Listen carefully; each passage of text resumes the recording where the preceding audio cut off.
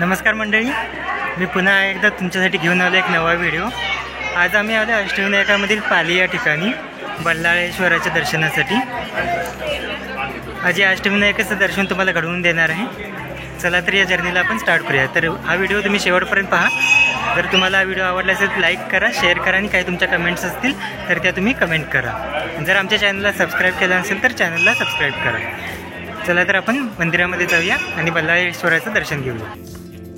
मित्रांनो, पुण्याहून आम्ही 112 किलोमीटरचा प्रवास करून पिरंगुट मुळशी मार्गे पाली बल्लाळेश्वराच्या दर्शनासाठी आम्ही इथे पोहोचलो। इथे पोहोचल्यानंतर तुम्हाला हा मार्ग दिसेल, ज्या मार्गातून आपल्याला मंदिराकडे जायचे आहे। बल्लाळेश्वर हे रायगड जिल्ह्यातील पाली गावातले गणपतीचे देऊळ आहे। हे देऊळ अष्टविनायकापैकी एक आहे।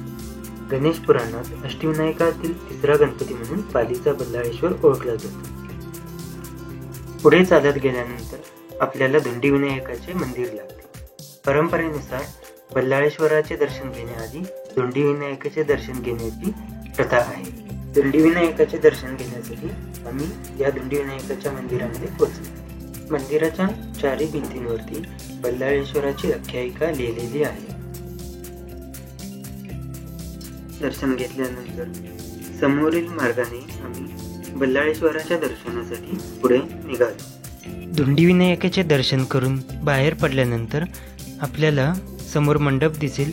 त्या मंडपामधूनच आपल्याला बल्लाळेश्वराचे दर्शन करण्यासाठी पुढे जायचे आहे। मंदिरामध्ये जाता जाता तुम्हाला या बल्लाळेश्वराची आख्यायिका सांगणार आहे।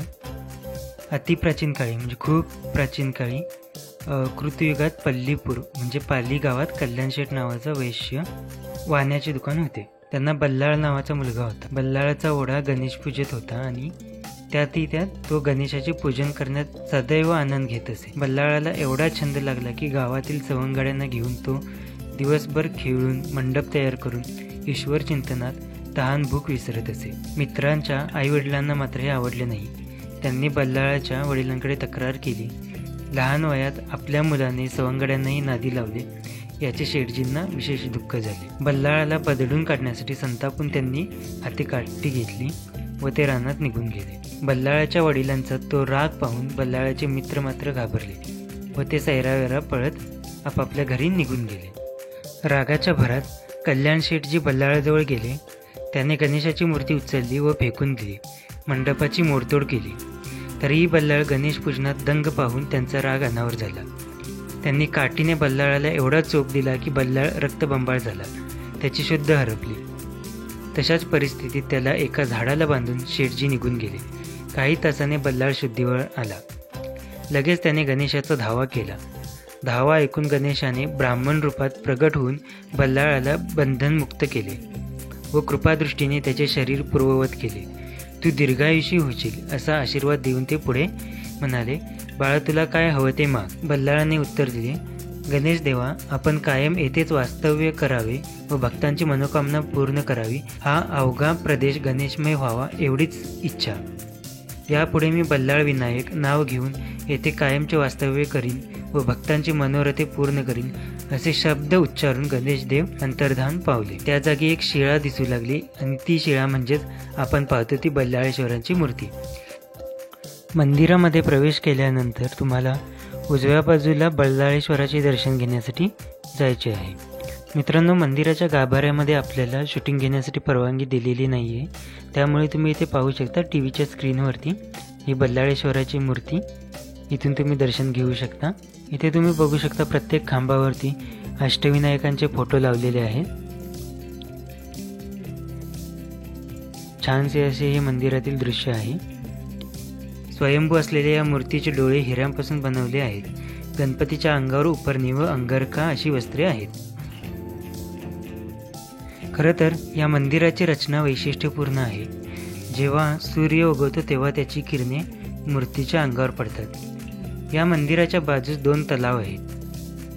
त्यातील एकाचे पाणी रोजच्या पूजेसाठी वापरले जाते।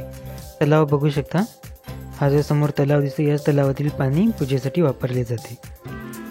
त्यानंतर आम्ही मंदिरातून बाहेर पडलो। मंदिरातून बाहेर पडल्यानंतर तुम्हाला डाव्या बाजूला फुलांचे हारांचे वगैरे स्टॉल दिसतील आणि त्याच्या समोर बरोबर आपल्याला जर महाप्रसाद घ्यायचा असेल तर त्यासाठी तुम्हाला कुपन तिथून कलेक्ट करायचे आहेत. प्रत्येकी 30 रुपये अशी कुपन प्राईस आहे. ते कुपन घेऊन तुम्ही त्या प्रसादाचा आस्वाद तुम्ही घेऊ शकता.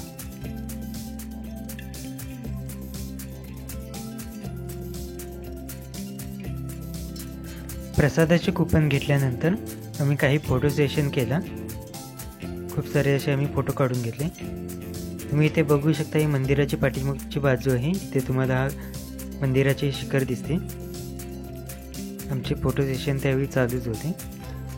त्याचबरोबर तुम्ही आजूबाजूलाही बघू शकता पेढ्यांचे किंवा लाडूचे स्टॉल्स आहेत. इथूनच आपल्याला पुढे प्रसादालयाकडे जायचे आहे. तिथे जाऊन आपल्याला प्रसाद घ्यायचा आहे. तुम्ही बघू शकता समोर प्रसादालय आहे. भव्य असे मोठे असे हे प्रसादालय आहे जिथून तुम्हाला पुढे जायचे. उजव्या बाजूला तुम्हाला हातपाय धुण्याची सोय आहे. तिथून हातपाय धुवून तुम्ही पुढे जायचं आहे.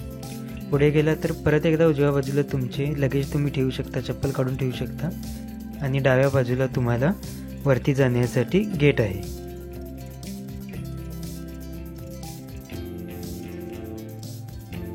आम्ही चालत चालत या प्रसादालयाच्या गेटमधून वरती निघालो. शक्यतो प्रत्येक अष्टविनायकाच्या ठिकाणी तुम्हाला अशी प्रसादालयाची किंवा भोजनाची सोय तुम्हाला मिळते. त्या ठिकाणी तुम्हाला तिथून ते कुपन्स कलेक्ट करायचे आहेत, तेवढे पैसे द्यायचे आहे. त्यानंतर तुम्ही ते कुपन घेऊन त्या प्रसादालयामध्ये जाऊन तुम्ही त्या भोजनाचा आस्वाद घेऊ शकता. आम्ही या प्रसादालयामध्ये प्रवेश केल्यानंतर आम्हाला अशी ही उत्तम जेवणाची सोय पाहायला मिळाली. त्यानंतर आम्ही येथील त्या दिवशी जो प्रसाद अवेलेबल होता तो आम्ही घेतला. ते भोजन आम्ही केले आणि तिथून आम्ही बाहेर पडलो.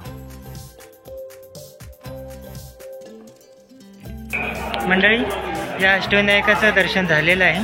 जर तुम्हाला व्हिडिओ आवडला असेल तर व्हिडिओला लाईक करा, शेअर करा. तुमच्या काही प्रतिक्रिया असतील तर त्या कमेंटमध्ये नक्की कळवा.